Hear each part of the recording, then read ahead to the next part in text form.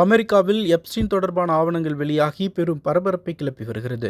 இதற்கிடையே பெண் ஒருவர் அளித்த வாக்குமூலத்தில் தான் மைனராக இருக்கும்போது ட்ரம்ப் தன்னை கட்டாயப்படுத்தி உறவு கொள்ள முயன்றதாகவும் இதனால் அவரது ஆணுறுப்பை தான் கடித்ததாகவும் கூறியிருக்கிறார். அமெரிக்காவைச் சேர்ந்த மிக மோசமான பாலியல் குற்றவாளி எப்ஸ்டீன். மைனர் சிறுமிகளை கடத்தி அவர்களை பாலியல் ரீதியாக துன்புறுத்துவதே இவனது செயல். இதுபோல பல மைனர் சிறுமிகளை பெரும் பணக்காரர்கள், தொழிலதிபர்களுக்கு தப்பான செயலுக்காக அனுப்பியுள்ளான். இது தொடர்பான குற்றச்சாட்டில் கைதாகி இருந்தபோது எப்ஸ்டீன் ஜெயிலில் தற்கொலை செய்து கொண்டான். அதே நேரம் தங்கள் பெயர் இதில் வெளியே வந்துவிடக்கூடாது என்பதற்காக அவனை சிலர் கொலை செய்து விட்டதாகவும் சொல்லி வருகின்றார்கள். இது ஒரு பக்கம் இருக்க, எப்ஸ்டீன் தொடர்பான ஆவணங்கள் வெளியாகி அமெரிக்காவில் பெரும் அதிர்வலைகளை ஏற்படுத்தி வருகிறது. அதன்படி அமெரிக்க நீதித்துறை நேற்று இது தொடர்பான சில புதிய FBI ஆவணங்களை வெளியிட்டுள்ளது. அதில் பெண் ஒருவர் அளித்த வாக்குமூலங்கள் இடம்பெற்றுள்ளது. அந்த பெண் தற்பொழுதைய அதிபர் ட்ரம்ப் தொடர்பாக சில பகீர் தகவல்களை தெரிவித்துள்ளார். அதாவது ஜெஃப்ரி எப்ஸ்டீன் அந்த பெண்ணை ட்ரம்பிற்கு அறிமுகம் செய்துள்ளார். அதன் பிறகு ட்ரம்ப் தன்னை பாலியல் பலாத்காரம் செய்ததாக அந்த பெண் கூறியுள்ளார். இதற்கு முன்பு எப்ஸ்டீன் தொடர்பான ஆவணங்கள் வெளியான போது இந்த ஆவணம் வெளியிடப்படவில்லை. ஏனென்றால் அப்போது இந்த டாக்குமெண்ட் தவறானது என குறித்திருந்தன.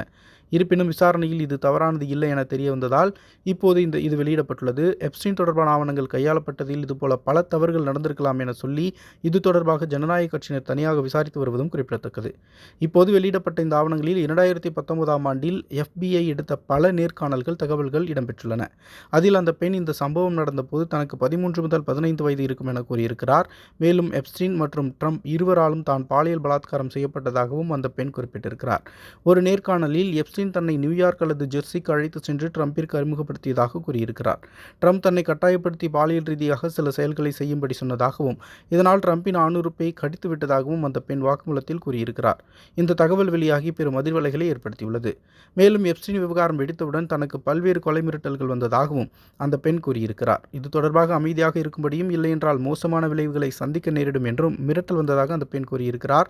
எப்ஸ்டீன் விவகாரம் தொடர்பான ஆவணங்கள் அவ்வப்போது வெளியாகி பெரும் அதிர்வலைகளை தொடர்ந்து ஏற்படுத்தி வருகிறது குறிப்பிடத்தக்கது. அதே நேரம் எப்ஸ்டீன் குற்றச்சாட்டுகளை திட்டவட்டமாக மறுத்துள்ளார் அதிபர் ட்ரம்ப்.